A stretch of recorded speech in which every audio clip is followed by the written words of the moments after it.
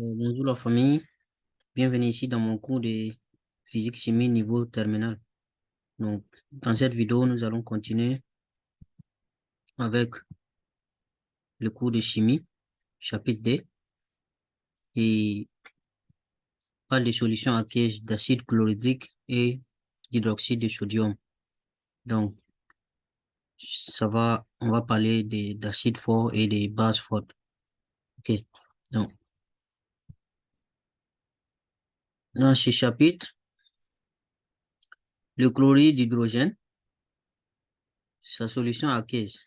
Donc, ça, c'est la première partie, petit 1. Donc, le chlorure d'hydrogène est un gaz constitué uniquement de molécules ACl. Donc, les molécules ACl là, est un dipôle, structure d'un dipôle. Donc, H ici, Cl ici. Donc, chlorure d'hydrogène, hydrogène et puis le chlorure. Le chlorure d'hydrogène est très soluble dans l'eau. C'est-à-dire si on peut dissoudre ça dans l'eau. Et sa dissolution est très exothermique, ça dégage de la chaleur. Sa solution est de 460 litres de gaz dans 1 litre d'eau. Donc, on peut mettre 460 litres de ces gaz dans 1 litre d'eau à 15 degrés Celsius. Donc, sa mise en solution est très rapide.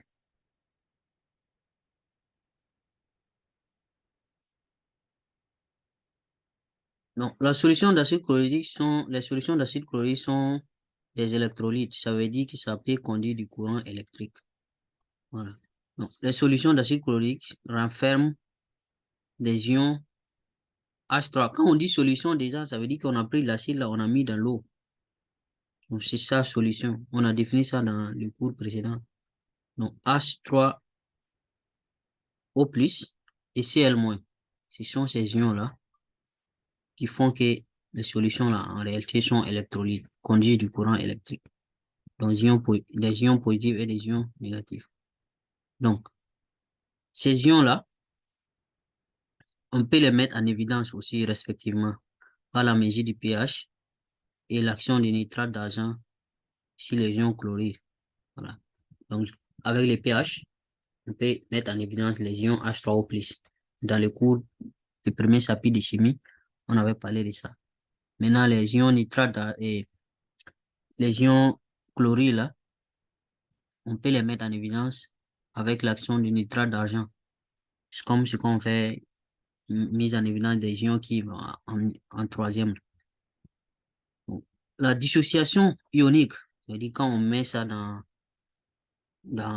l'eau, la molécule de ACl là, comment ça va se dissocier pour faire les ions là.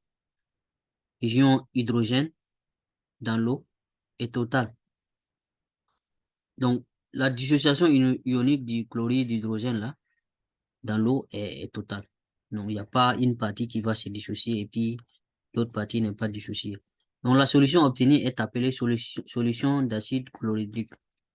Donc, dans une solution aqueuse de chlorure d'hydrogène, on a pratiquement plus de molécules de HCl. C'est ce qui veut dire dissolution là est totale. Là. La dissociation ionique là est totale. Donc, il n'y a pas de molécules de HCl non ionisées. Donc, caractère ionique total de la solution. Si l'on part d'une concentration, c'est-à-dire on prend une concentration de HCl là, une concentration Ca, disons acide, on va trouver sensiblement, hein, à peu près. Parce que une molécule de HCl va donner une molécule, un ion Cl- et un ion H3O+. Donc, si on met une concentration Ca des molécules HCl,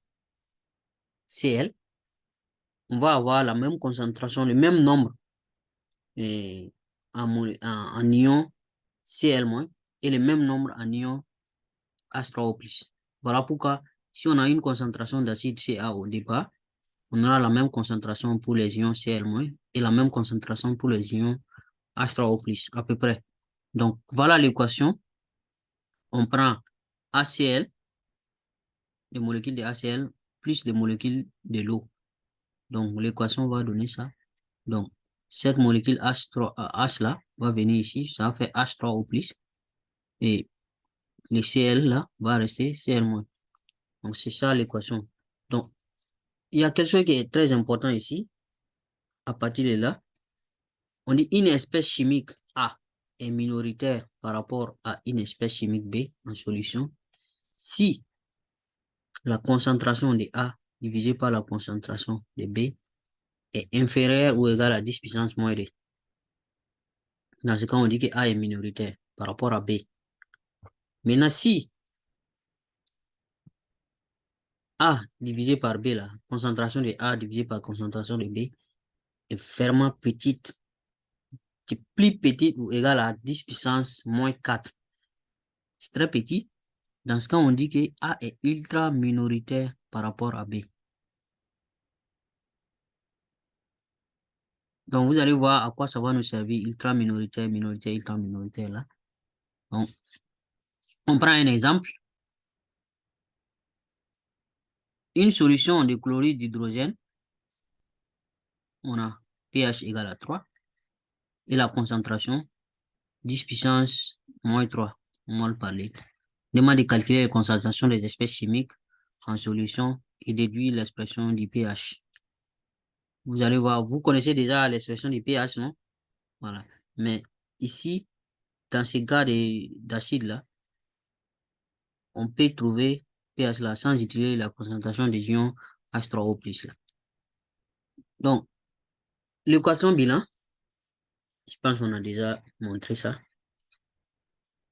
Inventaire des espèces. Il faut toujours faire l'inventaire des espèces pour savoir quelles sont les différentes espèces chimiques qui sont dans la solution. C'est vraiment très important. Donc, on aura forcément des ions hydronium, là, H3O+, des ions OH-. Ça, c'est toujours hein, dans l'eau, produit ionique de l'eau. On aura toujours ça. On aura Cl-, on aura H2O, de l'eau évidemment, non? Voilà. Donc, on aura ça. Ça, c'est évident. Mais en plus de ça, avec le produit ionique de l'eau, on aura toujours d'autres ions qui viennent de ces produits ioniques de l'eau. Et puis, ça là, les ions OH-, Cl-, H3O+. Donc, inventaire des espèces. Donc, à partir du pH là, on connaît la formule du pH à partir des ions H3O+, non? Voilà. On sait que concentration des ions H3O+ égale à 10 puissance moins pH. Donc, pH égale à 3. Donc, ça fait H3, et concentration de H3O+ égale à 10 puissance moins 3. Donc, produit ionique de l'eau, c'est ce que je disais tout de suite. Ka égale à concentration de H3O+, multiplié par concentration de OH-. Donc, à partir de là-bas, on peut tirer les concentrations des ions OH-. Ça fait Ka qui est 10 puissance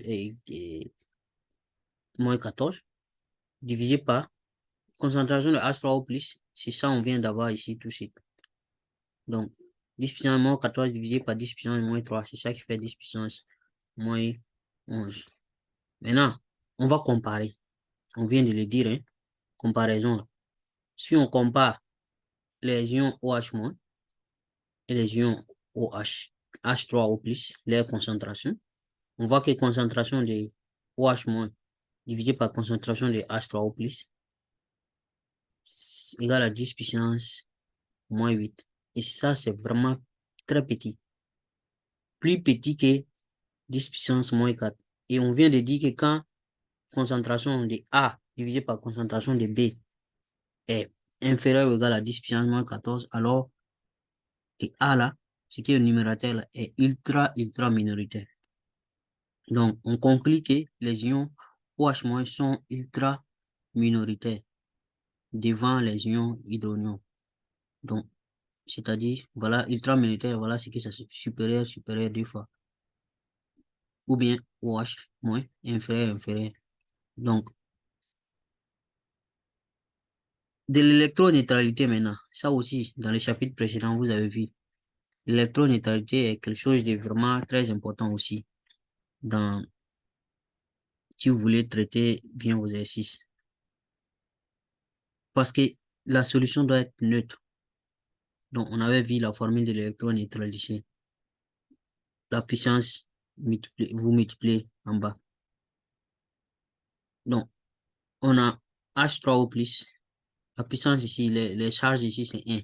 Donc, multiplié par 1 ici. Voilà pourquoi il n'y a rien. Égal. C'est-à-dire, l'inventaire des espèces là, vous avez fait l'inventaire des espèces là, c'est pour ça. Donc, tout ce qui est positif à part, tout ce qui est négatif à part. Donc, la puissance ici, 1. Voilà pourquoi ici, il n'y a rien, c'est 1. Ici aussi, la puissance, c'est 1. Voilà pourquoi ici, il y a 1. Donc, à partir de cette électroneutralité là, vous allez pouvoir tirer. Maintenant, comme on a dit que à partir de l'électroneutralité, vous allez pouvoir tirer la concentration de ces ions-là, Cl-. Voilà. Maintenant, comme on a dit que les ions H3O+ sont supérieurs, ultra supérieurs aux ions OH-, c'est-à-dire OH- est vraiment, vraiment minoritaire. Donc, on peut les négliger, les ions OH-. Là. Voilà. OH-, ultra minoritaire, on peut négliger OH-. Donc, j'ai dit ça là, on peut dire que c'est à peu près zéro, quoi. Donc, on va dire que H3O+ égale à peu près Cl- en concentration. Donc, on obtient la concentration de nos ions Cl-, qui égale à peu près même sur 10 puissance moins 3. Donc, on remarque ici que la concentration de H3O+, là, c'est la même concentration de la solution initiale, Ca. On avait ici 10 puissance moins 3. Donc, vous voyez que quand c'est un acide là, quand c'est ce genre d'acide là, le pH est égal à moins 10 puissance, moins log de la concentration initiale, de la concentration de la solution même, sans même avoir concentration des ions H3O+, là. Voilà. Donc, la relation là est valable pour si la concentration est comprise entre ça et ça. 10 puissance moins 6, 10 puissance moins 1, mol par litre. Voilà. Les unités aussi importantes, un mol par litre. Voilà ce qu'on vous a dit. Hein. Faut pas oublier. Vous pouvez poser cette formule-là pour ces genres d'acides-là. Vous pouvez poser cette formule-là pour avoir les pH aussi. Au lieu de passer concentration de H3O+ est égale à la concentration de la solution elle-même. Donc, on généralise un peu les choses. Acide fort en solution aqueuse. Qu'est-ce qu'on appelle acide fort? Un acide est dit fort lorsque sa dissociation ionique en solution aqueuse est totale, comme ce qu'on vient de voir là. ACl, ça se dissocie totalement. Il n'y a pas de molécules non dissociées. Donc, produisant, quand ça se dissocie en produisant des ions hydronium, H3O+. Donc, un monoacide fort, monoacide, on a dit acide, maintenant il y a mono, on va voir aussi d'autres. Monoacide, c'est l'acide qui réagit totalement avec l'eau pour libérer une mole d'ion d'hydronium par mole de soluté. Donc, si vous mettez une mole d'acide, de votre acide, vous allez avoir une mole d'ion hydronium en conséquence. Donc, H3O+, c'est-à-dire concentration de, de votre acide là, sera égale à la concentration des ions H3O+. C'est ce que ça veut dire. Donc, voici des exemples. Acide chlorhydrique, ça, on vient juste de voir ça, acide chlorhydrique. Voilà. Bromide d'hydrogène, ça aussi. Ça, c'est iode, petit d'hydrogène. Et ça, c'est acide nitrique, HNO3. Cet acide-là aussi, vous allez l'utiliser le plus souvent dans l'exercice. Donc, on dit 10 acides maintenant forts. On a vu monoacide, on a dit acide fort. Donc là, c'est un acide dont la dissociation totale dans l'eau libère deux molécules d'ion H3O, H3O+, ion hydronium, par molécule isolée. Si vous mettez une mole de cet acide-là, vous obtenez 2 moles de H3O+. C'est ça qui veut dire diacide. Il libère 2 fois plus d'ion hydronium. Donc ici, vous voyez que la concentration de H3O+ sera 2 fois égale, la concentration de votre acide, non? Voilà. Donc on prend un exemple ici. Voilà, l'acide sulfurique, vous voyez qu'il y a 2 fois H ici. Donc pour une molécule de cet acide sulfurique, on va avoir 2 molécules de H3O, c'est-à-dire des ions H3O+. Vous voyez, non? Donc c'est un diacide. Et comme la dissociation est totale là, donc c'est un diacide fort. Dès lors que la relation PS égale à moins log de Ca n'est pas applicable pour ça là, ce n'est plus applicable ici. Parce que le nombre de H3, nombre d'ions H3O+, est différent. La concentration des ions H3O+ est différente de la concentration de la solution. Donc, en général, pour un monoacide fort, monoacide, hein, on n'a pas dit diacide, on peut utiliser cette formule-là. Mais normalement, pour un diacide, on peut mettre D ici aussi. Parce que ça va faire deux fois. Voilà. Il n'existe pas de molécules d'acide fort non dissociées en solution. Quand on dit acide fort, tout est dissocié.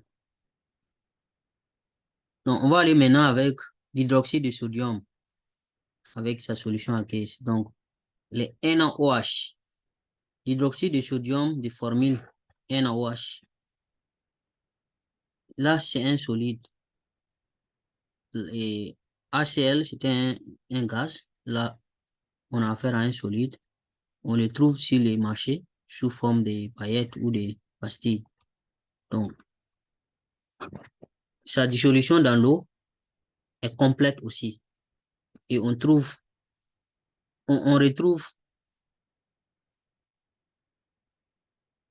pas de sale. Quand on met dans l'eau, tout disparaît.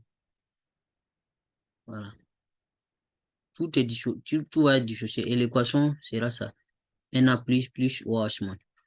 Donc ici, si l'on parle de la concentration CB, le B là devait être en indice, hein, de votre NaOH là, on retrouve sensiblement ici les mêmes concentrations en ion OH- et en ion Na+. Voilà. Si une molécule de ça libère un ion Na+ et un ion OH-. Donc, concentration initiale ici égale à concentration des ions Na+ et concentration des ions OH-. Donc, la solution d'hydroxyde de sodium est basique. Base, on vous a défini acide et base, non, dans les chapitres passés. pH, en fonction du pH, on peut définir si une solution est basique ou acide. La dissolution est exothermique, ça dégage de la chaleur aussi. Donc, 1 litre d'eau peut dissoudre environ 1 kg. Donc, voilà un exemple. Donc, notre solution d'hydroxyde de sodium ici à 12, pH 12, donc pH supérieur à 7. Voilà, c'est basique. Donc, la concentration 10 puissance moins D. Demande de calculer les concentrations des espèces et l'expression du pH. Donc, ici, on fait la même chose, inventaire des espèces. Avec l'équation là, ici l'équation, vous savez que déjà il y a des espèces Na+ dedans et OH- dedans. Voilà. Donc, il faut toujours savoir qu'il y a toujours de l'eau dans votre... Quand vous dites inventaire des espèces, il ne faut pas oublier l'eau. Il ne faut pas oublier ces deux ions là. C'est obligatoire. maintenant, en plus de ces deux ions et de l'eau, molécule d'eau, vous devez maintenant ajouter l'équation bilan là, les produits de votre équation. Donc, l'équation là, on vient de trouver que c'est OH- et Na+. Donc, il y avait déjà OH- ici. Donc, Na+, on ajoute. Donc, on part maintenant, à partir du pH, on peut calculer les concentrations de H3O+. Voilà. 10 puissance moins pH. Donc, H3O+, voilà sa concentration. Donc, produit ionique, toujours, faut jamais l'oublier. À partir de là, on peut obtenir les ions OH-. Là, maintenant, on peut voir tout de suite les ions H3O+, 10 puissance 12, moins 12. OH-, 10 puissance moins 2. Donc, automatiquement, on peut déjà essayer d'imaginer quel ion est minoritaire, ultra minoritaire. Donc, on prend ici la comparaison. Vous voyez, concentration de H3O+, divisé par concentration de OH-. On obtient 10 puissance moins 10. Donc, c'est vraiment inférieur à 10 puissance moins 4. Donc, c'est ultra minoritaire aussi. Mais là, c'est les ions hydronium, là, les qui sont minoritaires. H3O+ est minoritaire. Donc, à partir de l'électroneutralité, on peut tirer la concentration des ions Na+.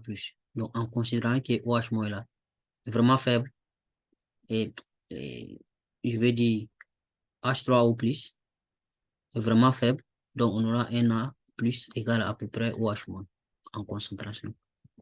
Voilà. Donc, qu'est-ce qu'on remarque? On remarque que concentration de H3O+ égale à le produit ionique là, Ke, divisé par la concentration de la solution initiale. Donc, à partir de là, on peut tirer notre pH, puisque pH égale à moins log de concentration de H3O+. Donc, on peut tirer, on peut dire que pH égale à moins log de ça, Ke sur Cb. Donc, pH égale à 14, ça c'est ça là, plus log de Cb. Donc, ça c'est quand c'est une base. Cette relation est valable pour quand on a la concentration de la base là, dans cet intervalle.